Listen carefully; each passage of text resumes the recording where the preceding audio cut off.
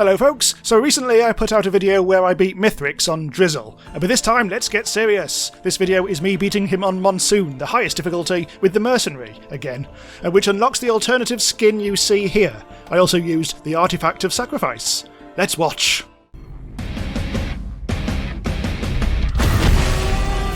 Right, there he is, the little bugger. Only one of him, because I'm not using the Artifact of Swarm like a maniac would. Right, okay, so this, I can take my time a little bit because I am incredibly well powered with items. The main thing here is my attack speed is insanely powerful because I have ×9 of the syringe. I mean, that is just obliterating him. Already I've done a shitload of damage. I've also given him bleed damage because I've got quite a good stack of the tri-dagger, or what the hell it's called. I've also got a pointless frost relic and also a pointless war banner. Right, it's up in the sky, so I just need to jump over that. Right, let's keep on getting stuck in, avoiding the needles he sends out, because they'll do some nasty damage to me. To be honest, whenever he sends needles towards me, that's when I press my R and just start getting stuck in like this. I also try to make sure... Oh, bloody hell, he actually got me there.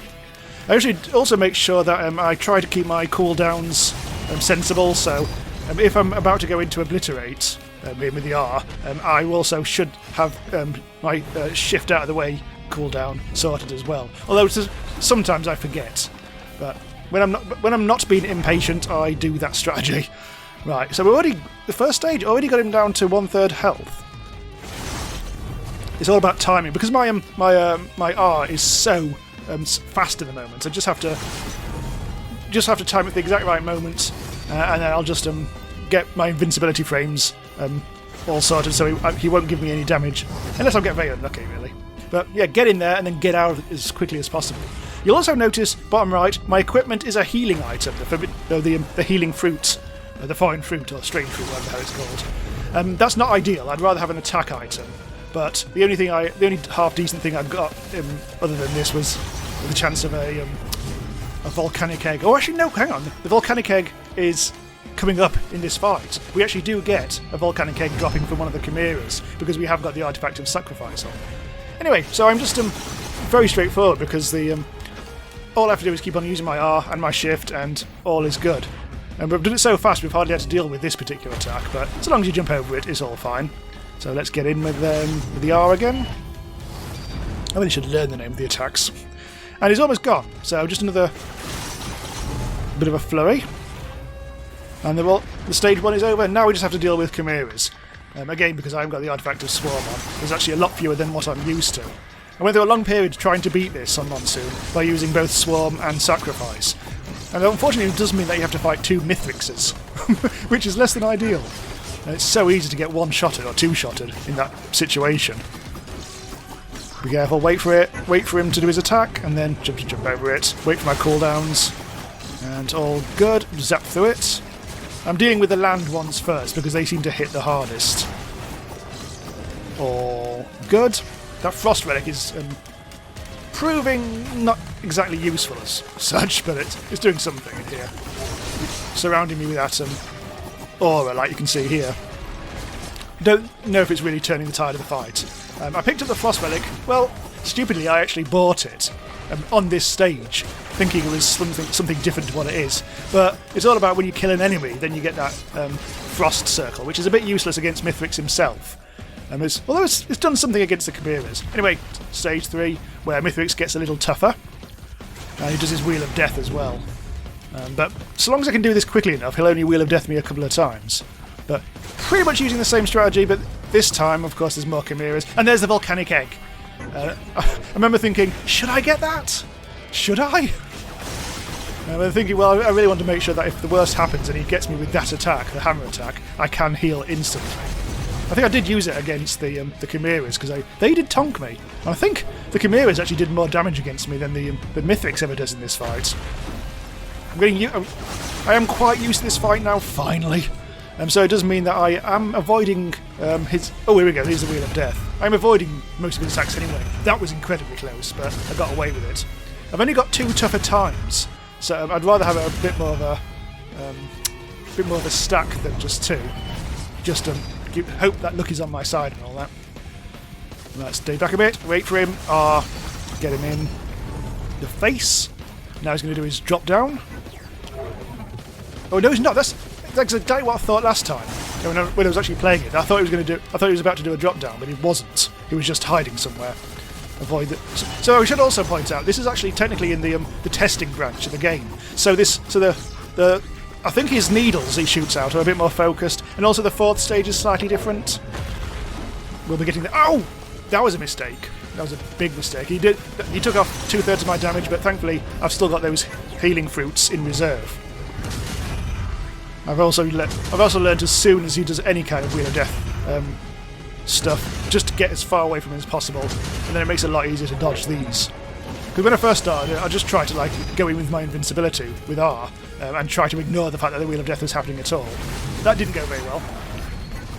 Anyway, for the most part, I ignore the chimeras because, well, who cares really? They're useful to extend my shift attack a bit, just in case I want to get well away from Mithrix. You can see now I'm well close to beating him, and I'm just absolutely he just dies off camera because I think I got bleed damage on him there.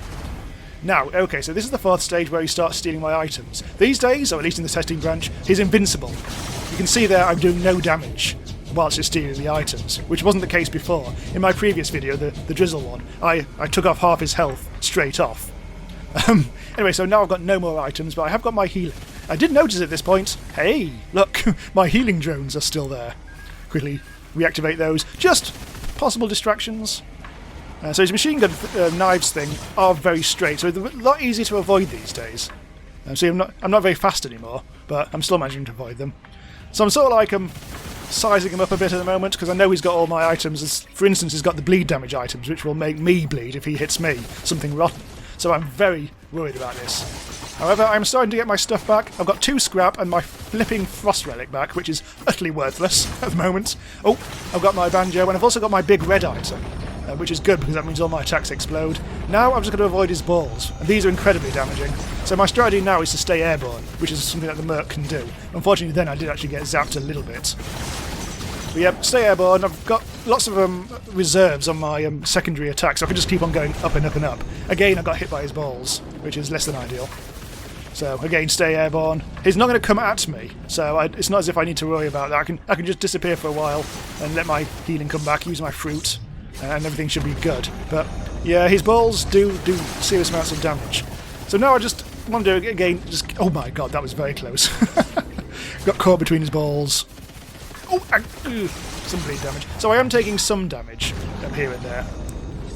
The bleed damage is reasonably brutal, but thankfully I'm not getting hit too much. But it is really the balls that have been affecting me the most. My character is so manoeuvrable and so able to be airborne, it's not too much of an issue. Now you will notice suddenly I got back my speed, my attack speed, so now I'm absolutely rinsing him. I'm using my primary attack as well for the first time in a while. I'm exposing him quite a bit, but then getting stuck in again with my eviscerate, which is, I think it's what it's called, isn't it? Oh my god, that was an absolute wallop. Final walloping attack, which absolutely destroyed him. This plane grows dark. Brother, I cannot see you. Where are you? And then the moon blows up. Oh, good. Right, so once again, in the previous video we already said that when I beat this on Drizzle, but let's run it out again. You'll see just how fast I am this time because my run speed out of combat is currently insane. Unfortunately, I'm now using the low moon gravity to really slow me down. As usual, I need to get back to the shuttlecraft, which is quite a long way away. Ignore them. I since learned after winning for the first time that if you do actually destroy those, they do explode in a one-hit kill situation. So yeah, absolutely just run like the clappers. I'm not even bothering R-ing at the moment until I am, which I can't remember if I bothered doing it or not. I think, oh there we go. Yeah, I think I wanted to go up and above everything for reasons I no longer can remember what. I don't like being airborne as well because you're so ponderous that one of those nasties could absolutely wipe you out. Ooh. Oh! An R charge way too late there. Well, anyway, that's it. So we've defeated him on Monsoon with the Merc, which is something that I wasn't quite sure I'd ever do, but Merc is the character that I play the most, and I'm so used to him now, it's all good. I've definitely learnt not to use the Artifact of Sworn, because... Oh, Focus Crystal! Yay! Because the 2 Mithrixes are possibly too hard to handle, even for me. Cool. Okay, so do check out the rest of my Risk of Rain 2 videos. I put out a video recently playing the Sniper character, which is a mod that's currently available. I've got plenty of other stuff as well in the game, how to unlock artifacts and all that sort of stuff as well. But also, I do stream it from time to time, and I've put some of those out live on the channel if you want to take a look at the archive thereof. Generally like some multiplayer stuff, which is always good. Right, okay, so thanks for watching. Do subscribe to Randomise User to be notified when new stuff goes live about all the latest and best new minigames out there. And check out my Buy Me a Coffee if you want to support the channel. Keep us going. And there's the moon. And there isn't the moon. Bye, moon. You were a good moon. But no longer. Thanks for watching.